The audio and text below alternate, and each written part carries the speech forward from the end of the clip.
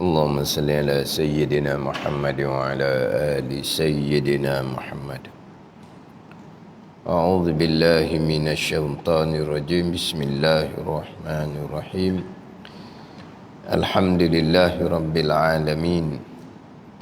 Wassalatu wassalamu ala sayyidil mursalin wa ala alihi wa sahbihi ajma'in. Rabbi syarah li sadri wa yassir li amri wahlul 'uqdatam min lisani yafqahu qawli.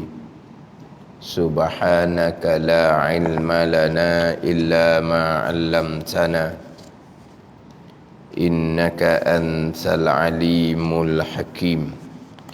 Wala haula wala quwwata illa billahil aliyyil azim. Kitab Pati Paridah, muka surat 46,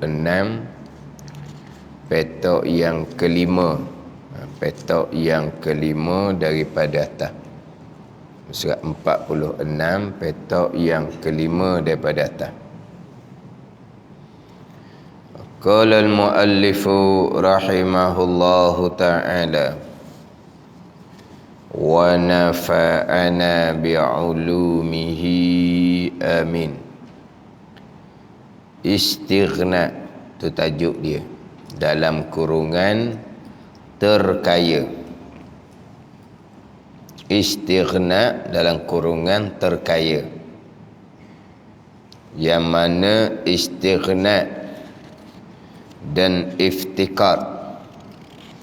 Istighna dan iftikar adalah makna yang terkandung di bawah la ilaha illallah.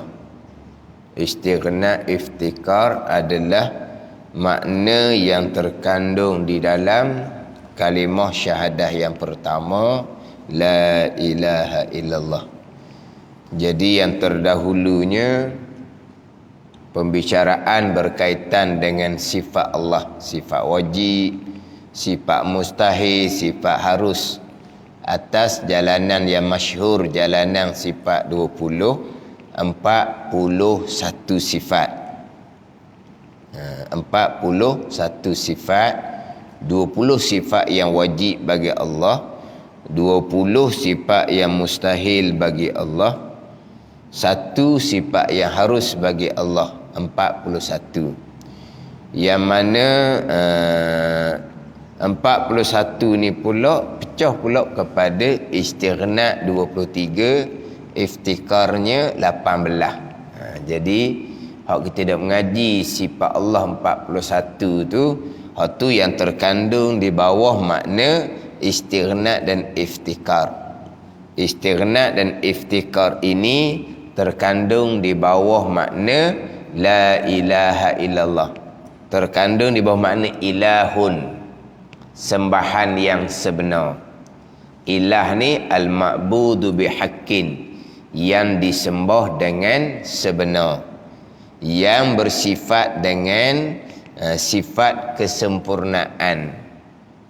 Yang bersifat dengan sifat kesempurnaan ini pastilah terkaya lepas daripada segala-gala. Yang bersifat dengan sifat kesempurnaan inilah segala-gala iftikar berkehendak hanya kepadanya. Ni. Jadi kita bicara permulaannya adalah la ilaha illallah. La ilaha illallah ni dibina asasnya adalah wahdaniyah, tu permulaan.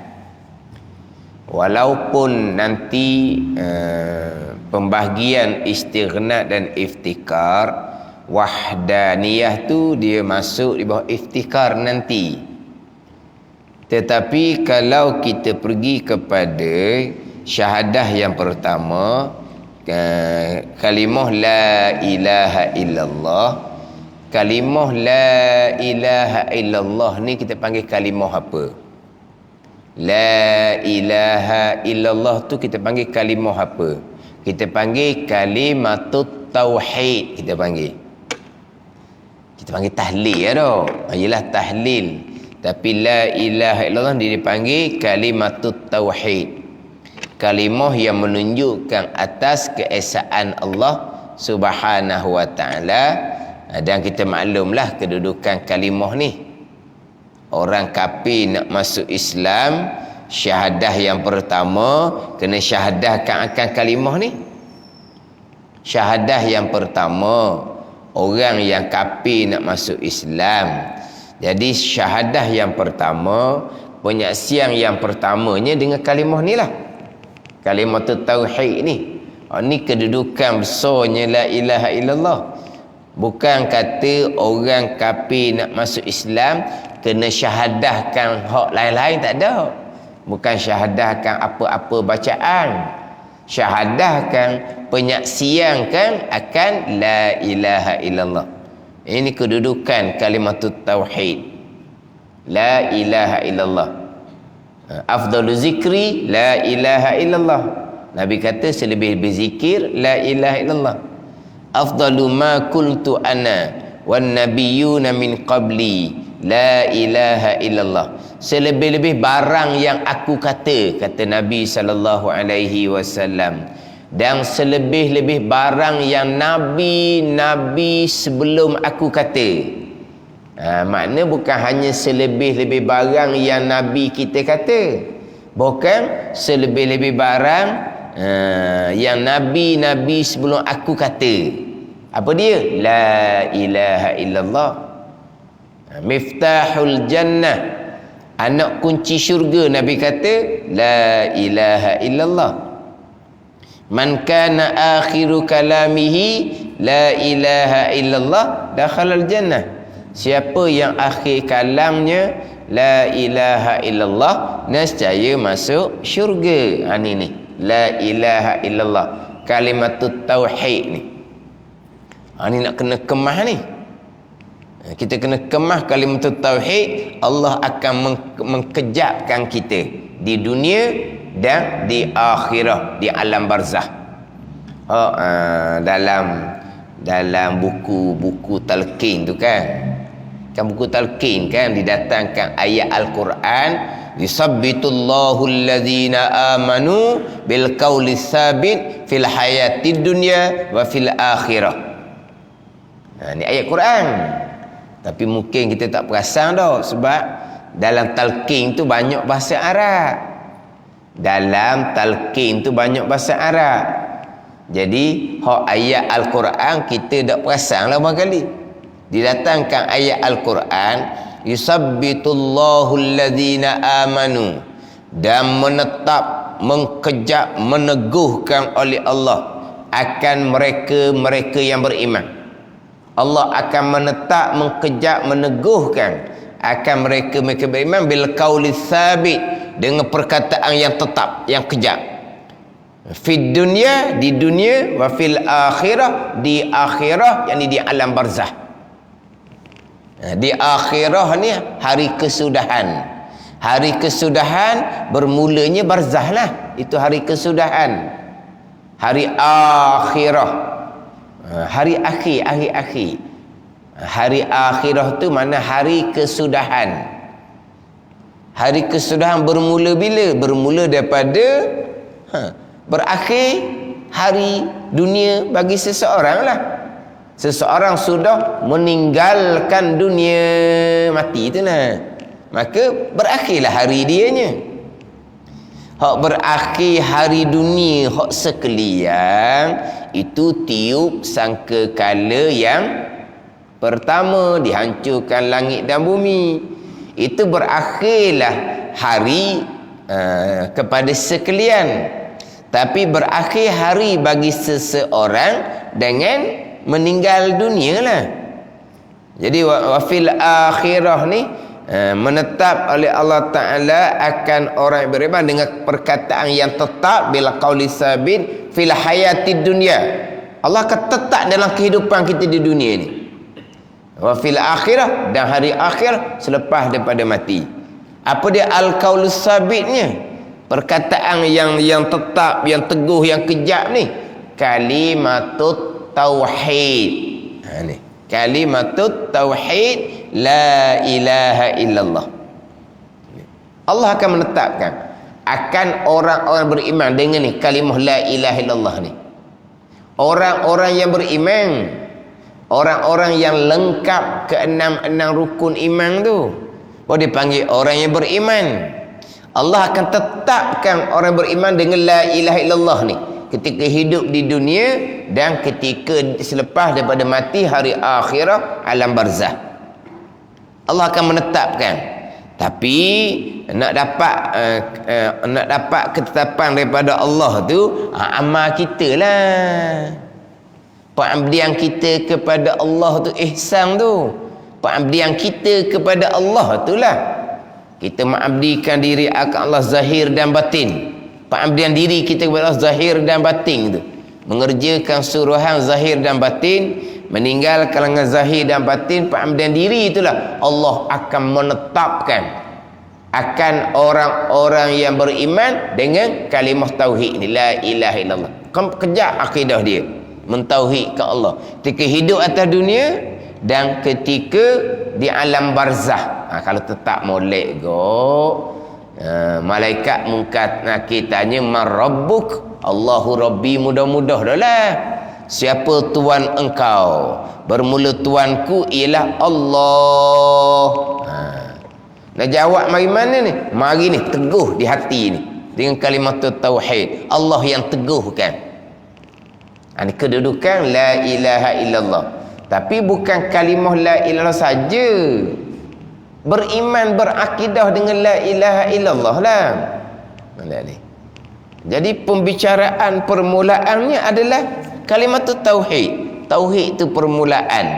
Walaupun nanti kita bicara wahdaniyah, letak di bawah iftikar.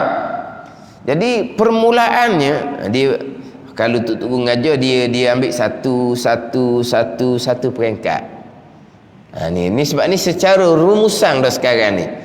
Selesai dah bicara sifat Allah, selesai bicara sifat Rasul, rumusan. Sifat Allah, sifat Rasul ni terkandung di bawah dua kalimah syahadah. Orang kafir nak masuk Islam kena ucap dua kalimah syahadah. Sebab apa? Sebab dua kalimah syahadat merangkumi aqaidul iman yang 50. Simpulan iman yang 50 tu. Pada ni. Jadi sini rumusan. Jadi biasa tu pun dia ambil satu. Dia ambil daripada kalimat tauhid la ilaha illallah. Ambil dia la ilaha illallah tu. Allah jua Tuhan. Jadi keesaan lah di situ. Wahdanah keesaan. Jadi apabila penyaksian yang pertama Allah Ta'ala jua Tuhan, ni wahdaniyah tu asas. Sebab kita mengaji sifat Allah, wahdaniyah menjadi asas. Kita mengaji sifat Rasul, amanah menjadi asas. Daripada 4 sifat Rasul tu, apabila Nabi Rasul amanah, pasti tidak dusta. Bila Nabi Rasul amanah, pasti menyampaikan, tidak sembunyi. Pada ni, bila Nabi Rasul ni amanah, bila Nabi Rasul ni amanah, pasti bercakap benar, pasti tidak dusta. Bila Nabi ni amanah ni berjuru lah. Pasti menyampaikan wahyu, tidak akan menyembunyikan wahyu. Jadi bicara sifat Rasul, asasnya adalah amanah. Kita bicara sifat Allah, asasnya adalah wahdaniyah. Walaupun wahdaniyah tu ulama letak nombor 6 sekalipun, tapi pembicaraan tidak akan lari daripada wahdaniyah. Allah Tuhan yang Esa, pasti ada Allah sedia kala, tidak diadakan oleh yang lain. Sebab kalau asalnya Allah tiada, Allah Tuhan yang satu, maka siapa yang nak menjadikan Allah Tuhan yang satu kalau asalnya tak ada? Jadi apabila Allah Tuhan yang satu, ada Allah, pastilah tidak diadakan oleh yang lain. Nak diadakan oleh yang lain macam mana? Yang lain tiada. Tuhan hanyalah Allah. Maka Allah tu ayat Esa ni pasti adanya sedia kala. Tu pokok pangkalnya wahdaniyah. Tapi ulama letak wahdah tu nombor 6. Ada hikmah dia lah. Ni saya biasa dia ulang ni. Ulama pecah pula wahdaniyah pada zat, wahdaniyah pada sifat, wahdaniyah pada perbuatan. Wahdaniyah pada perbuatan tu mati molek, semua yang berlaku perbuatan Allah. Allah mana yang perbuat segala-gala? Allah yang bersifat dengan kudrah. Itu susunan dia. Jadi keesaan pada perbuatan, semua perbuatan yang ada ni perbuatan Allah. Allah mana yang perbuat segala-galanya? Allah yang bersifat dengan kudrah. Allah perbuat segala-galanya muwafaqah sebagaimana Allah kehendak pada azal iradah. Allah kehendak pada azal iradah sebagaimana Allah mengetahui pada azal. Sifat yang ke-9 sifat ilmu. Ni saya biasa dia ulang ni. Hak susunan kaedah sifat 20 ni. Kejap pegangan kita mengesakan Allah pada perbuatan dan kejap pegangan kita rukun iman yang kena qada dan qadar. Boleh orang kata sifat 20 ni lah yang merosakkan akidah umat Islam. Sifat 20 merosakkan akidah. Sifat 20 ni satu jenayah yang besar dalam agama. Tapi aman damai hidup orang yang seumpama ni. Pihak kerajaan tak ambil tindakan, tangkap orang seumpama ni. Jadi seolahnya sifat 20 nak 1000 tahun lebih dah ni sesat. Jadi seolahnya sesat habis orang-orang yang terdahulu apa semua ni 1000 tahun lebih ni. Sampai ke sekarang ni yang tak sesat dia je lah. Ni karuk ni bukan karuk biasa ni. Kalau kita kata karuk lebih dari Khomeini berapa kali. Karuk lebih dari Khomeini. Khomeini padang tak ada Tuhan. Ni boleh. Sifat 20 ni yang merosakkan akidah. Tidak tahulah manusia. Lepas tu saya biasa duduk ulang-ulang ni kaedah sifat 20 ni. Dengan wahdaniyah, keesaan pada zat, sifat perbuatan, susuli dengan kudrah, iradah, ilmu.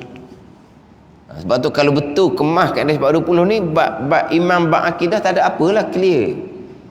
Saya biasa jumpa mereka-mereka yang terpesong pada pembicaraan keesaan pada perbuatan, pembicaraan qada dan qadar.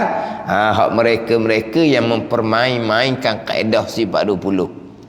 Tamu belajar kok pandai demo lah, dia main pula, dia dijadikan bahan gelak ketawa sesama pelajar dia. Allah ada, lawan tak ada. Allah ada wujud, lawan tak ada. Tak ada Adam tu mustahil. Ya mainlah Allah ada, lawan tak ada. Mula-mula ada Allah, lepas berlawan kalau Allah jadi tak ada. Tak main gitu.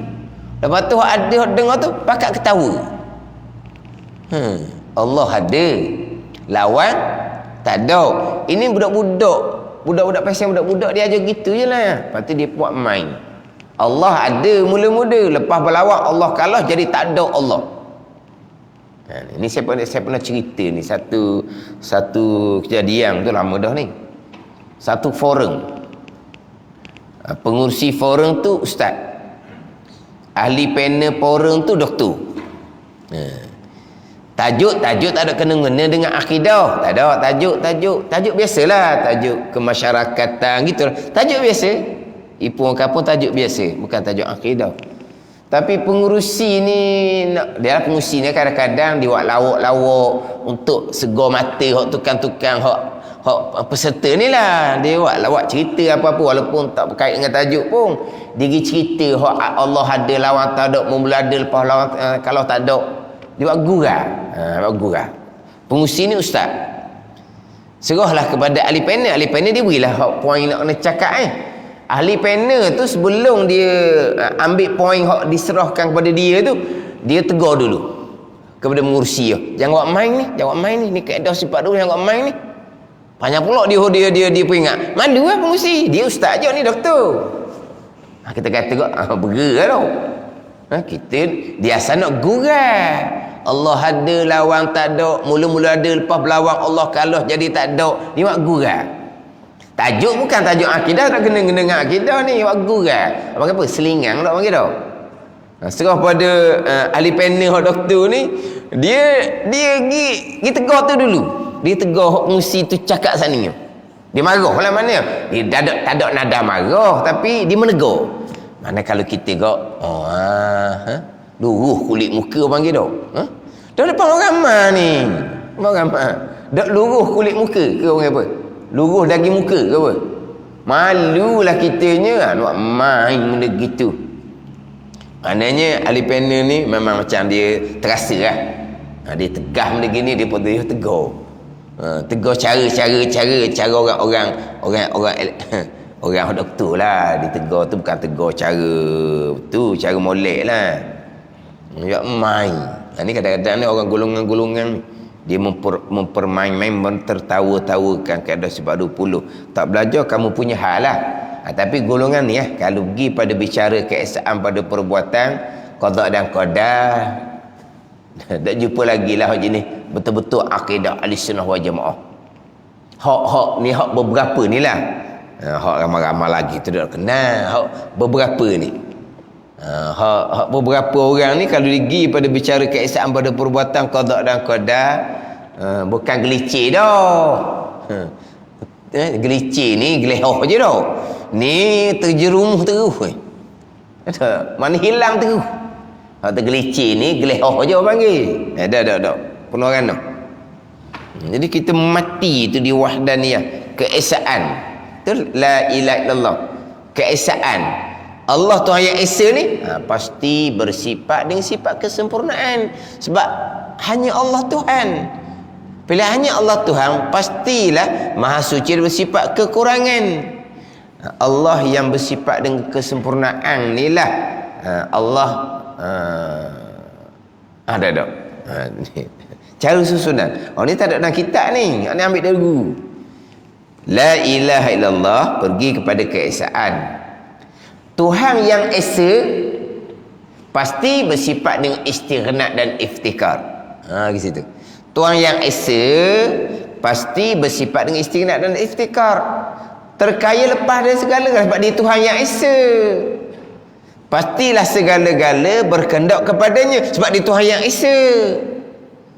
Kalau Tuhan dua, sebahagian berkehendak kepada satu Tuhan, sebahagian berkehendak pada Tuhan yang kedua.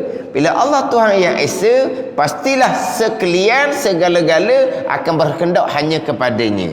Itu iftikar. Mari daripada Allah Tuhan yang Esa pasti bersifat dengan istighnaq dan iftikar. Tuhan yang bersifat dengan istighnaq iftikar ni lah pastilah bersifat dengan sifat kesempurnaan. Maha Suci dia bersifat kekurangan. Dah dia terkaya lepas daripada segala-gala, pasti Tuhan ni bersifat dengan sifat kesempurnaan.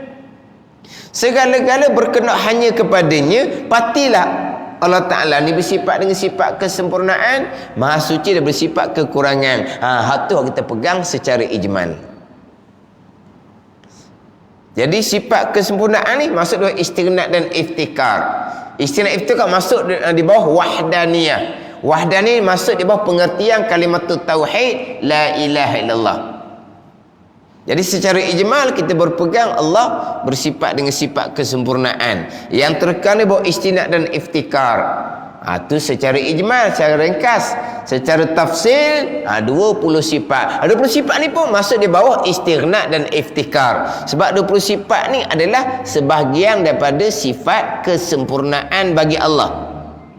Sekarang Allah yang bersifat dengan istighnaq dan iftikar pasti bersifat dengan sifat kesempurnaan. Kita pegang secara ijmal. Pegang secara tafsir 20. Maka 20 ni masuk di bawah sifat kesempurnaan yang tidak terhingga. Jadi sifat 20 ni terkandung di bawah istighnaq dan iftikar. 11 masuk di bawah istighnaq, 9 masuk di bawah iftikar. Ini susunan ulama susun dalam pengajaran. Dalam kitab tu wallahu alam lah. Ada tak susunan ni? Tapi saya ingat susunan ni dalam pengajaran guru. Diambil daripada la ilaha illallah kalimat tauhid, turun kepada asasnya adalah wahdaniyah. Wahdaniyah ni pastilah bersifat dengan istighna dan iftikar. Tuhan yang bersifat istighna iftikar pastilah bersifat dengan sifat kesempurnaan, berpegang secara ijmal, secara tafsir 20 ni masuk di bawah sifat kesempurnaan, yang masuk di bawah istighna dan iftikar. Hak 20 ni. Hak 20 ni sebelah masuk bawah istighna, 9 masuk dalam iftikar. Ini susunan dia. Kemudian dia pun nak bagi dah lah. Hak kata masuk dalam istighna tu sebelah, masuk dalam iftikar tu 9, dia nak bagi. Nak bagi hak istighna terlebih dahulu, dan nak bagi pula hak masuk di bawah iftikar. Ini kaedah-kaedah yang dikurniakan oleh Allah kepada ulama-ulama yang muqarrabin, yang ada maqam kedudukan di sisi Allah Subhanahu wa taala. Ni yang kita turut jalanan ahli sunnah wal jamaah ni. Bab pegangan kaedah sifat 20, siapa yang menjalani kaedah sifat 20 1000 tahun lebih dah di kalangan ulama-ulama yang muktabar, ulama-ulama yang soleh, ulama-ulama yang ada kedudukan di sisi Allah. Ni yang kita duk turut ni. Hak golongan hak mempertikaikan kaedah sifat 20 tu ulama setara mana tak tahulah.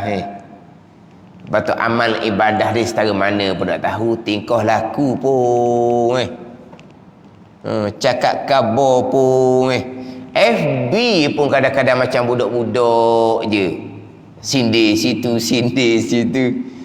FB pun tak boleh cakap molek. Dah FB tulis dengan penuh sindiran. Kalau cakap pula, kalau kita kata anu panggil cakap nyenyeh. Pada cakap nyenyeh. Cakap nyenyeh. Orang cakap nyenyeh ni, mari daripada hati tu sombong. Orang sombong cakap nyenyeh. Kau jenis bahi tonye-tonye tu orang pasal mana? Pada tonye. Tonye tak orang tu. Kau jenis tonye jebeh tu. Orang hak beritahunya jebeh kat orang ni orang pasal mana? Orang beritahunya jebeh. Ni orang sombong lah. Sama juga orang cakap jenis cakap nyenyeh. Lepas tu tulis pula dengan sindiran. Hak ni kita nak pakai hak ni. Ilmu sampai tahap mana pun wallahu a'lam dia dengan Tuhan. Tapi amal akhlak tu jauh. Kita tak boleh pegang buku. Tak boleh pegang buku. Kita ambil kaedah sifat 20 yang ulama-ulama muktabar. Hidup dalam kesolehan, mati dalam kesolehan. Yang mana ilmu-ilmu mereka ni turun-menurun sampai pada masa kita ni. Kita boleh faham sifat 20 ni mari daripada guru-guru yang soleh. Mana soleh sampai ke mati. Ni yang kita nak pakainya. Hak pesen nak cari hak pesen ni hak pesen faham lah. Kita orang ikut isu semasa faham tau. Kalau kita orang tua dan ikut isu semasa, ustaz cerita apa tak tahu. Orang ikut isu semasa dia faham lah. Golongan-golongan yang mempermain-mainkan kaedah sifat 20. Jadi sekarang ni nak perici. Hak istighna, hak sebelah tu sifat mana? Iftikar, hak 9 tu sifat mana? Lepas tu dalil istighna iftikar ni kalau kita tengok dalam kitab Hidayatus Sibyangnya, dalilnya ya ayuhan nas antumul fuqara'u ilallah wallahu huwal ghaniyul hamid. Ya ayuhan nas, wahai manusia. Ni ayat makkiyah ni. Kan kita maklum kan ayat Al-Quran satunya makkiyah, satunya madaniyah. Makkiyah ni bukan ayat turun Mekah. Madaniyah ni bukan ayat turun Madinah. Makkiyah ni ayat yang turun sebelum hijrah ke Madinah. Pada ni. Sebelum hijrah ke Madinah. Bukan kata turun Mekah. Contohnya ayat yang diturunkan selepas pembukaan kota Mekah. Turun Mekah tu dipanggil ayat Makkiyah sebab turun Mekah. Dah. Ayat Makkiyah ni bukan ayat turun Mekah, ayat yang diturunkan sebelum hijrah ke Madinah. Satu lagi ayat Madaniyah, ayat yang turun selepas hijrah ke Madinah. Walaupun ketika pembukaan kota Mekah, ayat tu turun Mekah sekalipun. Ayat turun Mekah. Surah Al-Fatih itu lah. Ayat turun Mekah, tapi tak panggil ayat Makkiyah sebab dia panggil ayat Madaniyah, ayat yang diturunkan selepas hijrah ke Madinah. Jadi ayat Makkiyah ni diseru dengan ya ayyuhan nas. Ayat Madaniyah diseru dengan ya ayyuhalladzina amanu. Ya ayyuhan nas ni ayat pembicaraan bab pegangan. Ayat Madaniyah ni juga ayat yang pembicaraan berkaitan dengan perintah-perintah agama. Dimulai dengan ya ayyuhallazina amanu lah. Ni bulan Ramadan nanti ni akan sentiasa diulang-ulang ayat ya ayyuhallazina amanu kutiba alaikumusiyam kama kutiba alal ladzina min qablikum la'allakum tuflihun tu. Tengok tu. Ya ayyuhallazina amanu, wahai orang-orang yang beriman. Kenapa suruh beriman? Sebab ini cerita bab perintah syariat. Diwajibkan atas kamu akan puasa pada ni. Jadi diperintahkan syariat ni kepada orang beriman. Diseru kepada orang beriman. Kita puasa bab iman akidah kita tak mengaji. Tu tak masuk buk tu. Kan Allah Ta'ala memerintahkan puasa. Allah perintah puasa. Allah seru siapa? Allah seru orang yang beriman. Dan kamu imannya macam mana? Akidah kamu ngaji ke tak? Ni. Islam lah kita warisi daripada ibu bapa. Iman. Ayat tu seru wahai orang-orang yang beriman. Bukan wahai orang-orang Islam. Bukan wahai orang Islam, wahai orang-orang yang beriman. Diwajibkan ke atas kamu akan puasa. Saudara beriman. Ya ayyuhan nas, seru kepada semua supaya beriman. Bila beriman, seru pula kepada perintah-perintah. Ini susunan agama. Sebab tu ayat yang diturun Mekah ni bicara bab akidah. Turun di Madinah barulah bicara bab hukum-hukum syariah. Tapi ada orang dia punya ambil mana tak tahulah. Dia kenapa masa Mekah ya ayyuhan nas? Kenapa di Madinah ya ayyuhallazina amanu? Kerana di Mekah ni tak ada usaha agama. Batulah iman sahabat tak kuat. Dok tu lagi tadi. Iman sahabat kuat di Madinah. Lepas buat usaha agama, barulah iman sahabat tu kuat, barulah di Madinah Tuhan seru ya ayyuhallazina amanu. Di Mekah dah tak ada iman. Lepas tu disuruh ya ayyuhan nas. Dia cerita apa gitu? Tengok di Mekah, sahabah yang diseksa. Diseksa. Kita maklum cerita Bilal, seksanya macam mana. Kita maklum cerita Sumayyah. Cerita kita maklum kan? Sahabat tak tolong dia kata. Sebab apa? Sebab tak ada iman. Sebab tak ada usaha agama dia kata di Mekah. Allah kata dia punya rekaan. Jadi Nabi Mekah buat kerja apa? Sekarang ni tak soal lah sahabat. Hak mana sahabat kena seksa, kena bunuh ni. Dan macam dengan Nabi? Nabi macam mana? Bilal kena seksa. Lepas tu Nabi macam mana? Nabi tak ada iman. Sebab tu Nabi tak berani nak pergi cegah. Masa tu Allah tidak memerintah lagi untuk lawan, untuk berperang. Allah hanya perintah menyampaikan saja. Perintah perang, perintah lawan, Allah tak perintah. Bukan masalah iman tak ada. Jangan salah faham. Kalau Mekah tak ada iman, Siti Khadijah mati Mekah. Bila duk ahad tu Mekah lah tu tak ada iman ke? Orang tak ada iman lagi. Sampai Madinah baru ada iman sebab ada usaha agama. Lepas tu Allah seru ya ayyuhallazina amanu di Madinah. Mekah Allah tak seru dengan ya ayyuhallazina amanu. Sebab apa? Sebab tak beriman, sebab tak ada usaha agama. Allah kata punyalah reka. Sebab dia buat contohnya, sahabah diseksa, maka sahabah yang lain tidak menolong. Sebab apa? Sebab tak ada kekuatan iman. Jangan duk ceritalah sahabat tidak menolong. Dan Nabi macam mana? Sahabah yang mengikuti Nabi diseksa dan Nabi tolong. Nabi tidak menolong. Apa tu? Nabi tak ada iman. Allah tidak perintah. Nabi ni Rasulullah, utusan Allah. Nabi ikut perintah Allah. Lepas tu dah banding pula, masa Nabi kena bubuh perut unta, tai unta belakang Nabi tengah semayang, tak ada sahabat pergi buat. Tak ada iman dia kata. Kata dia ambil mana ilmu gitu?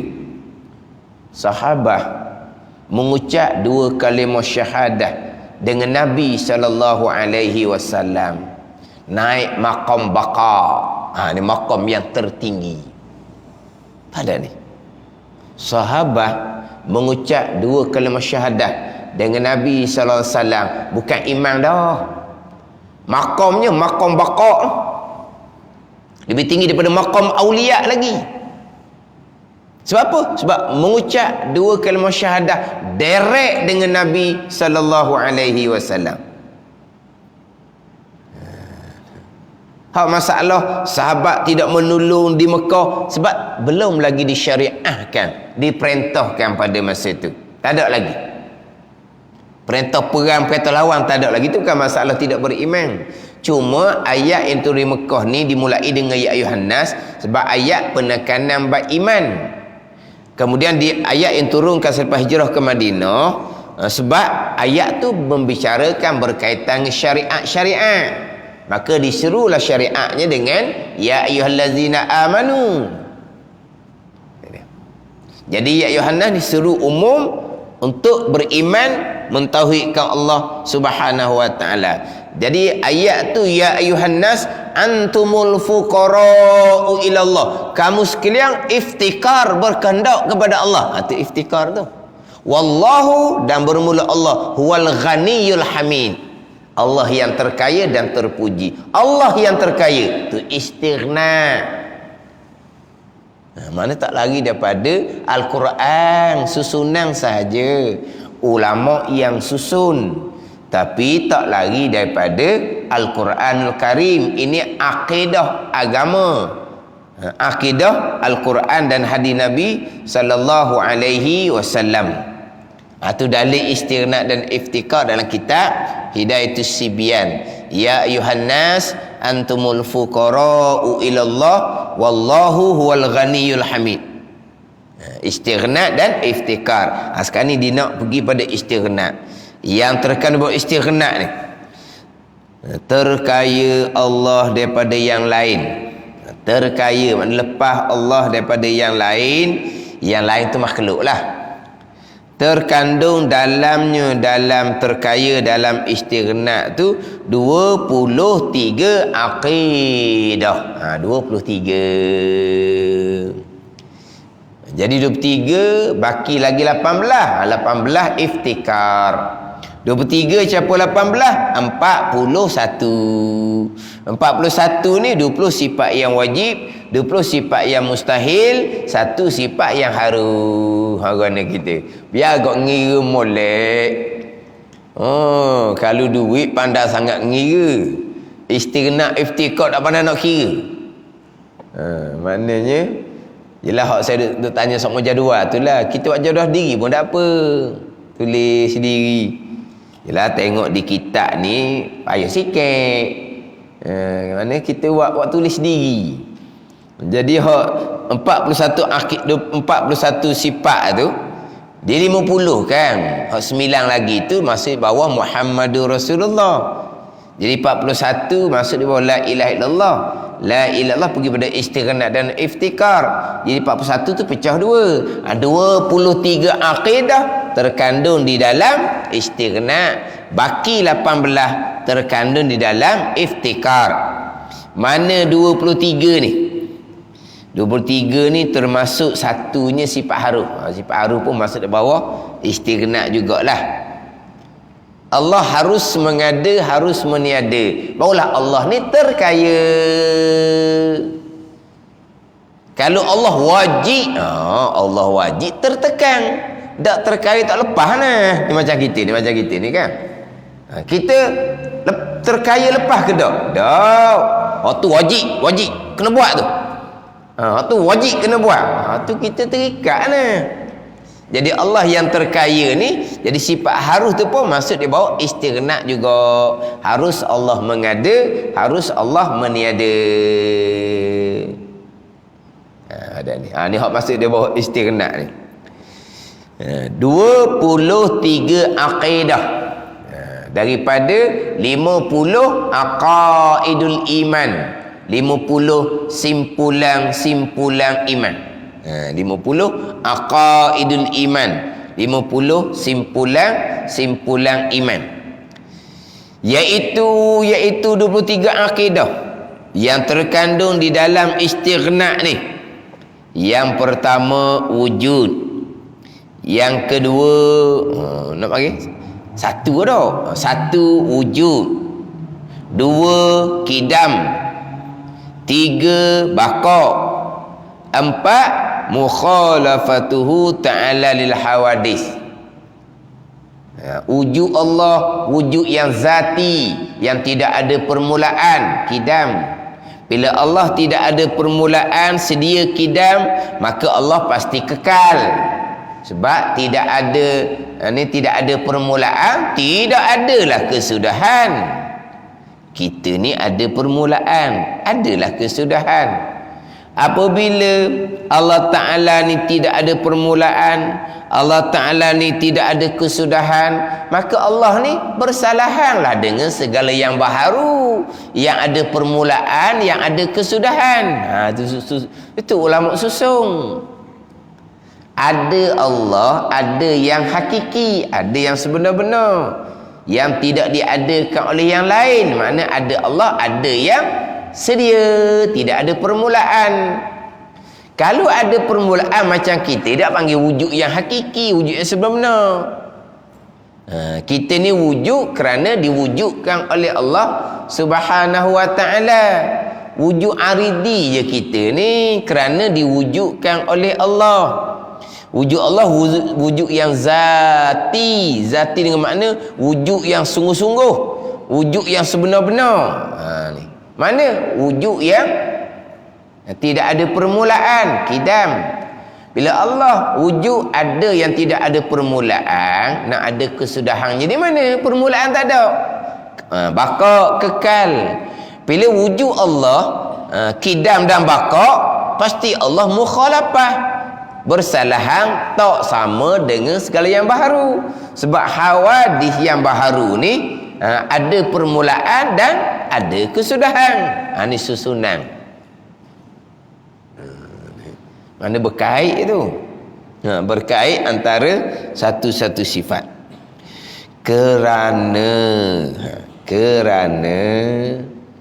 kalau tidak wajib bagi Allah empat tersebut, tidak wajib bagi Allah, tidak wajib pada akal kita lah. Bukan wajib bagi Allah ni Allah jadi wajib, bukan.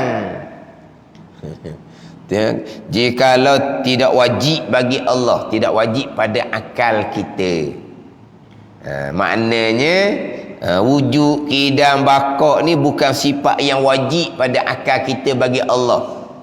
Tak kira lah sifat tu harus ke mustahil ke, tak kira lah, bukan sifat wajib bagi Allah. Macam kita kan, wujud ni bukan wajib, harus je kita ni. Ada ni, kita ni wujud ni bukan wajib, harus ada, harus tiada. Ini hak wujud kita. Kalaulah Allah Ta'ala tidak wajib empat sifat ni, nescaya berkehendak kepada yang mengada dan yang menjadi akan dia. Jadi dia ni hak pak ni letak situ belaka.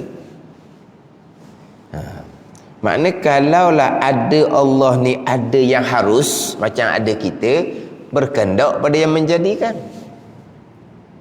Bila ada Allah ni baharu, macam kita, berkehendak pada yang menjadikan. Bila ada Allah ni tidak kekal binasa, saat ada ni berkendak kepada yang lain yang mengekalkan. Ni macam kita ni. Kita sekarang ni Allah mengadakan kita, tapi ada kita tak kekal. Saat kita ada sekarang ni, ini datang daripada Allah Ta'ala yang mengekalkan ada kitanya. Jadi kalau tak wajib kalau bersifat dengan sifat bakar, Allah berkendak kepada yang lain pula yang mengekalkan ada Allah. Ini mustahil. Ada ni. Kalau Allah tidak bersifat dengan mukhalafah, Allah ni sama dengan makhluk, makhluk berkendak pada yang menjadikan. Jadi Allah pun berkendak pada yang menjadikan. Kalau sama dengan segala yang baru hawadis. Nescaya berkendak kepada yang mengada dan yang menjadikan dia. Kalau ada yang harus, dengan bahawa ada yang baharu, berkendak pada yang menjadikan. Ada yang baharu akan binasa kemudian macam kita, berkendak pada yang mengekalkan kita sedang ada sekarang. Kalau Allah seumpama tu, Allah berkendaklah kepada yang lain nak mengekalkan ada Allah. Kalau Allah tidak bersifat dengan mukhalafah, dengan bahawa Allah bersifat dengan mumasalah. Mukhalafah tu sifat wajib, sifat mustahil mumasalah. Mukhalafah bersalahan dengan makna tidak serupa Allah dengan segala yang baharu. Lawan dia mumasalah. Mumasalah ni serupalah. Itu lawan dia. Jadi kalau Allah serupa dengan segala yang baharu, Allah macam yang baharu jugalah, berkendak kepada yang mengada dan menjadikan dia, dan berkendak tidak terkaya. Tapi Allah terkaya. Pastilah wajib bagi Allah wujud, qidam, baqa, mukhalafatuhu ta'ala lil hawadis.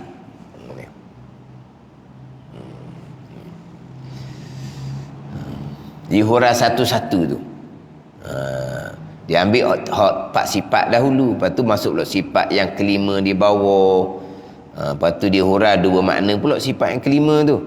Barulah masuk sifat yang ke-6, ke-7, ke-8, 9, 10, 11. Dihurah pula tu. Jalan Allah terkaya ni jalan mana? Tadinya jalan Allah terkaya, kalau Allah tidak bersifat dengan empat sifat wujud, qidam, baqa dan mukhalafah ni, tidak terkaya Allah, berarti Allah berkehendak. Berkehendak tu sifat baharu gitu. Bukan sifat ilah, bukan sifat Tuhan seumpama tu. Kalau berkehendak kepada yang lain, Tuhan berkehendak pada yang lain, bukan Tuhan. Yang berkehendak pada yang lain ni makhluk bagi Tuhan. Jadi Allah sebagai ilahnya terkaya. Terkaya mesti ada Allah, ada yang wajib, bukan ada yang harus. Ada yang sedia kala, ada yang kekal, yang tidak serupa dengan segala perkara yang baharu. Tak serupa dengan perkara yang baharu. Perkara yang baharu contohnya berkendak kepada tempat, itu perkara yang baharu. Zat yang baharu berkendak kepada tempat.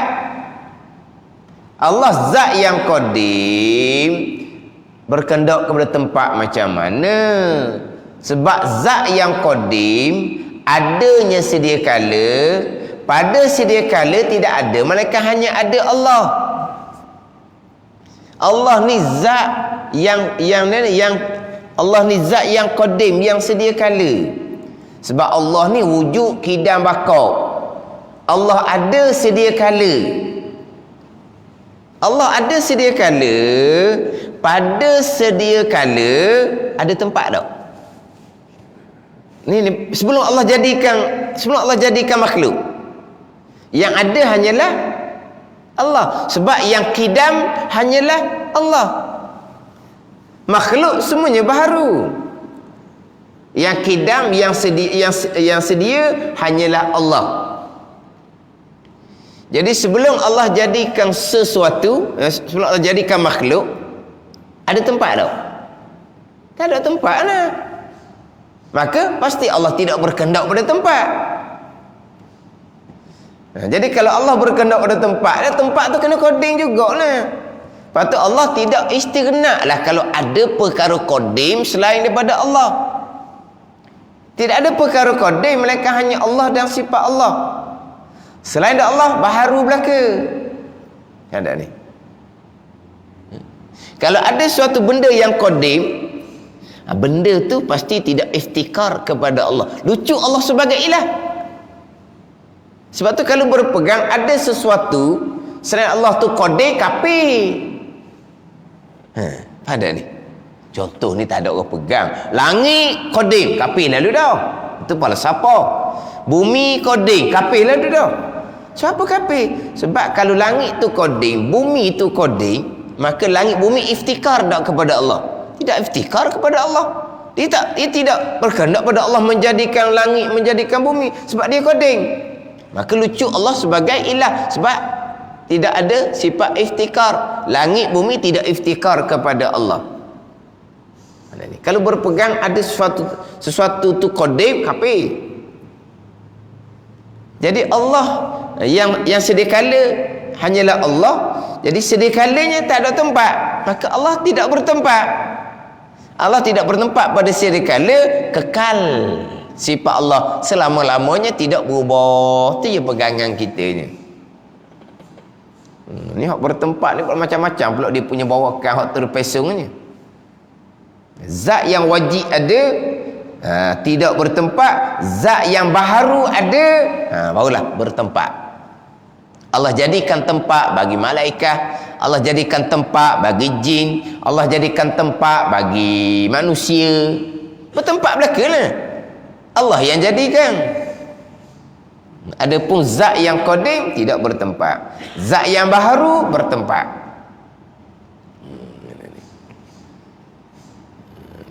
Itu kita kejap dah bicara di mukhalafatuhu ta'ala lil hawadith. Ni kalau boleh tengok dalam FB adalah dia persoalan lah. Kalau Allah bertempat atas arah, sebelum ada arah Allah bertempat di mana? Ini bukan pertanyaan sungguh, ini pertanyaan perangkat. Dah kamu kata Tuhan bertempat atas arah, sebelum ada arah Tuhan bertempat di mana? Dah nak soal ke? Oh, tamu soal. Dah oleh kerana kamu berpegang Allah bertempat atas arah. Arah tu baru. Sebelum tu arah tak ada. Jadi sebelum ada arah Allah duduk mana? Jawapan pelbagai. Jawapan pelbagai golongan terpesong ni. Satu jawapannya, jangan duk tanya, Tuhan tak royak. Dah sudah tanya lah. Tapi maknanya sebelum ada arah Tuhan tidak bertempat atas arah. Selepas Allah buat arah baru Allah bertempat atas arah. Berarti Allah sudah berubah. Tu mustahil gitu. Dia marah, jangan duk tanya sebab Tuhan tak beritahu. Hak nyatanya selepas Tuhan buat arah, Tuhan duduk atas arah. Sebelum Tuhan tak beritahu hidup mana. Ada pula dia kata Tuhan terbang. Allah kata. Ada pula kata Tuhan bertempat di tempat yang tak ada. Satu pula. Tapi hak paling kejut saya dengar, sebenarnya ni lama dah lah. Jawapan dia ni jawapan yang apa? Jawapan yang berenah lah. Mana dia jawab je, hak ni orang tak soal dah. Mana? Kau tanya kan, mana pun dia beri jawapan, mana dia kata jawapan dia ni jawapan yang clear lah. Tuhan bertempat di tempat yang qadim. Ni berat benar lah.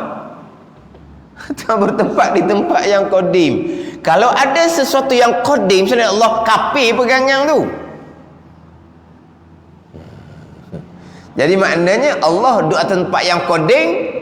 Lepas Allah buat arah, barulah Allah pun naik atas arah pula. Ni orang kata selok lagi ni.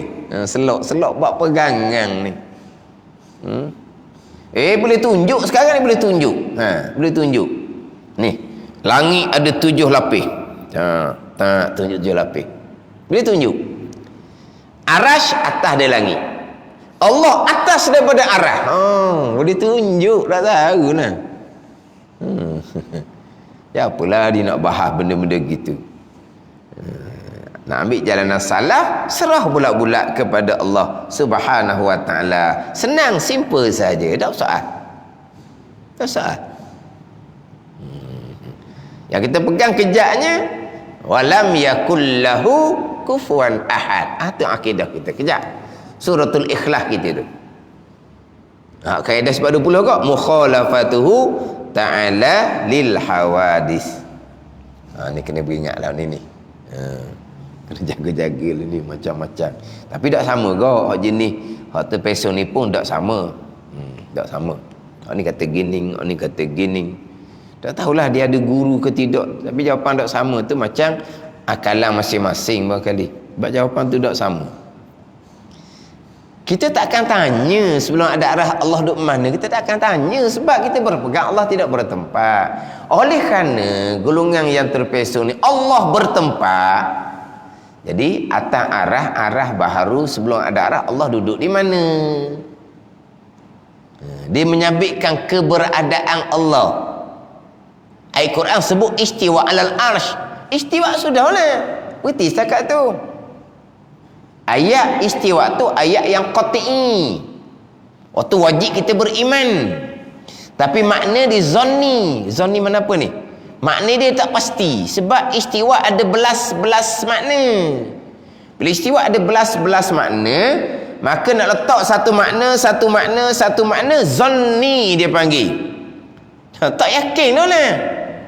Macam gini-gini ni contoh. Bak pekoh mudah. Fatayammamu sa'idan thayyibah. Maka naklah kamu tayammum dengan sa'id yang bersih. Sa'id yang bersih. Sa'idan thayyibah ni ayat Al-Quran qat'i, putus, wajib kita imani. Tapi sa'idan ni makna dia apa? Dari segi bahasa Arab boleh pergi pada makna debu tanah. Dari segi bahasa Arab boleh pergi kepada martafa'a ala ardi, barang yang ada atas muka bumi. Sa'idan ni. Maka mazhab Maliki sa'idan ni kok kayu boleh, batu boleh, latar boleh, dinding boleh, meja boleh, lembek boleh, katil boleh. Sa'idan. Jadi makna sa'idan sebenar-benarnya macam mana? Zonni tak boleh nak kata. Sa'idan boleh jadi debu macam mazhab Syafi'i. Tayammum debu je kan. Sa'idan boleh luah lagi mazhab Maliki. Tapi Nabi tayammum dengan debu je. Nabi tayammum dengan debu je, maka sunat kamu tayammum dengan debu. Sebab Nabi buat dengan debu saja. Tapi semestinya debu saja. Tak, Quran kata sa'idan. Tuan kata sa'idan ni terbenar barang yang ada atas muka bumi, termasuk debu, termasuk batu, termasuk kayu. Itu mazhab Maliki. Jadi kita nak mati makna sa'idan tu debu ke, barang yang ada atas muka bumi ke, zonni dia panggil. Tak qat'i, tak putus dah lah. Boleh jadi debu, boleh jadi martafal ar. Sebab dia ada dua makna. Lapas yang mustarak dia panggil. Ni istiwa ada belah-belah makna.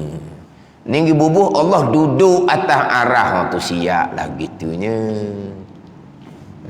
Pada ni ayat Al-Quran qat'i, putus. Makna dia zanni. Bila makna dia zanni, ulama salafnya serah makna kepada Allah. Ulama khalafnya walaupun makna tu zanni, letak makna yang selayaknya bagi Allah. Allah menguasai arasy. Dah betul dah makna istiwa tu menguasai. Tak qat'i dah lah sebab dia banyak makna. Tapi Allah menguasai arah ni makna yang selayaknya dengan Allah, sebab Allah ni Rabbil Alamin. Wa huwa Rabbul Arsyil Azim. Allah Rabb bagi arah yang agung. Patah kitanya Alhamdulillahi Rabbil Alamin. Allah Rabb bagi alam. Alam termasuk arasy. Allah Rabb, Allah Tuhan yang memiliki alam, yang memiliki arasy. Dah itu makna yang selayaknya. Istiwa dengan mana Allah memiliki, menguasai. Tapi ulama salahnya jangan letak makna lah.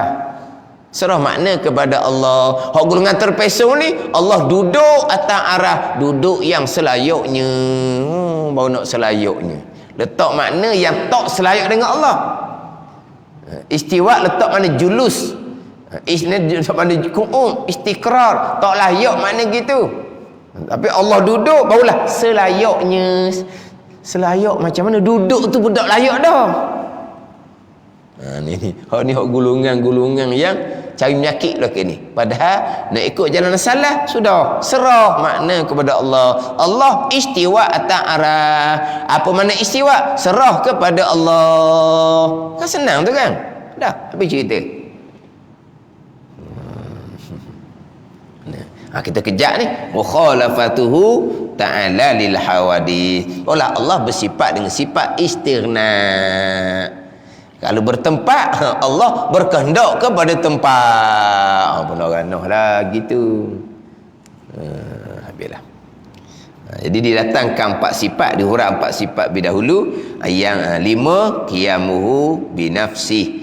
Kerana kalau tidak wajib qiyamuhu binafsih dengan makna pertama, iaitu terkaya daripada zat yang menumpai padanya, nescaya berkendak ia kepada zat dan berkendak tidak terkaya. Ni kena balik semulalah kepada makna qiyamuhu ta'ala binafsih yang ada 2 makna pembicaraan hak terdahulu.